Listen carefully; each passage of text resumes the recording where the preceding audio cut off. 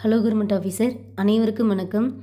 So Tamil பொறுத்த வரைக்கும் updated new syllabus base பண்ணி ப்ரீவியஸ் இயர் கொஸ்டின் அப்படின்றது நான் உங்களுக்கு எப்படி படிக்கணும், என்ன டீட்டெயில் அப்படின்றது ஆல்மோஸ்ட் நான் உங்களுக்கு ஒரு 8 வீடியோ கிட்ட நான் அப்லோட் பண்ணியிருப்பேன். ஓகேங்களா? ஸோ அந்த வீடியோக்கான பிளேலிஸ்ட்டுக்கான லிங்க் நான் உங்களுக்கு டிஸ்கிரிப்ஷனில் கொடுக்குறேன். ஓகேங்களா?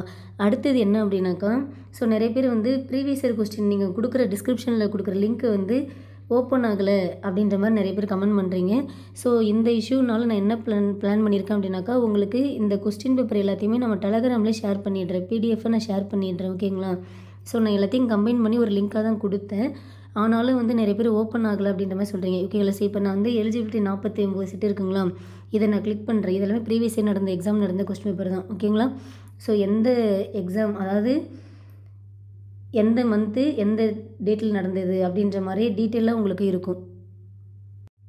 ஸோ இதில் பார்த்தீங்கன்னாக்கா உங்களுக்கு மொத்தம் 49 கொஸ்டின் பேப்பர் அப்படின்றது அவைலபிளாக இருக்கும். ஓகேங்களா ஆஃபீஸர்? ஸோ எந்த வருஷம் எந்த மந்த்து எந்த டேட்டில் நடந்துச்சு அது அப்படின்ற மாதிரி டீட்டெயிலாகவே இருக்கும். நீங்கள் அந்த பிடிஎஃப் நீங்கள் கிளிக் பண்ணிங்க அப்படின்னாக்கா நீங்கள் தமிழ் ரிலேட்டடாக அந்த ப்ரீவியஸ் இயர் கொஸ்டின், ஓகேங்களா, ஸோ எந்த எக்ஸாமில் கேட்ட கொஸ்டின் அப்படின்ற மாதிரி நீங்கள் நல்லாவே பார்த்து படிச்சிக்கலாம். சரிங்களா?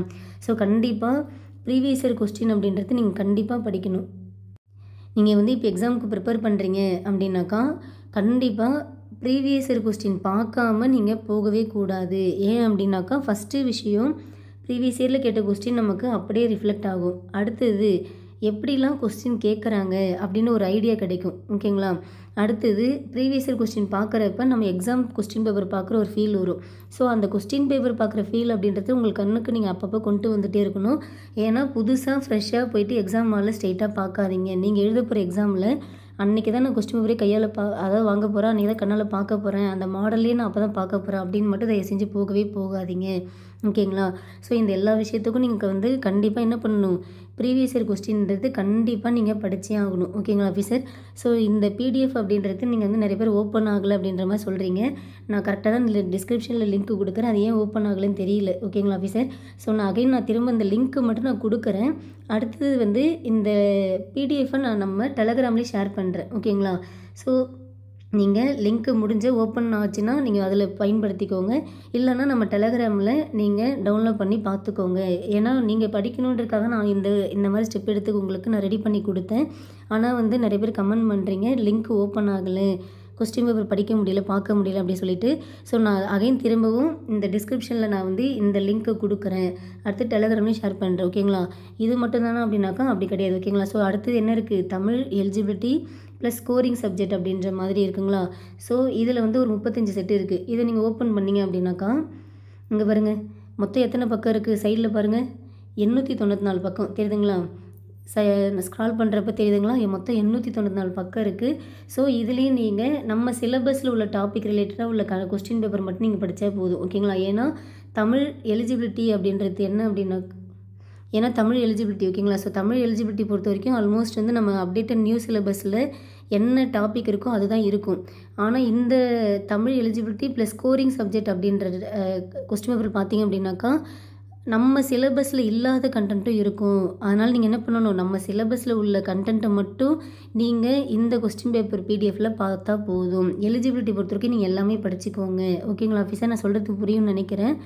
அதாவது இப்போது நான் உங்களுக்கு 2 டைப் ஆஃப் கொஸ்டின் பேப்பர் தரப்போகிறேன். அதாவது பிடிஎஃப்ன்றது தமிழ் எலிஜிபிலிட்டி மட்டும் ஒரு 49 செட்டு, அடுத்து Tamil eligibility plus scoring subject அப்படின்ற மாதிரி ஒரு 35 செட்டு இருக்குது. இந்த 35 செட்டுன்றது உங்களுக்கு ஒரே பிடிஎஃபாக வந்துடும். ஓகேங்களா? ஸோ சேம் பிடிஎஃப், ஒரே பிடிஎஃபாக உங்களுக்கு அவைலபிளாக இருக்கும். நீங்கள் என்ன பண்ணணும் அப்படின்னாக்கா, தமிழ் எலிஜிபிலிட்டி நான் சிங்கிளாக தான் பிடிஎஃப்ன்றது கொடுக்க போகிறேன். ஓகேங்களா? அந்த 49 பிடிஎஃப்ன்றது உங்களுக்கு டெலகிராமில் நான் இப்போ அனுப்பிடுறேன்.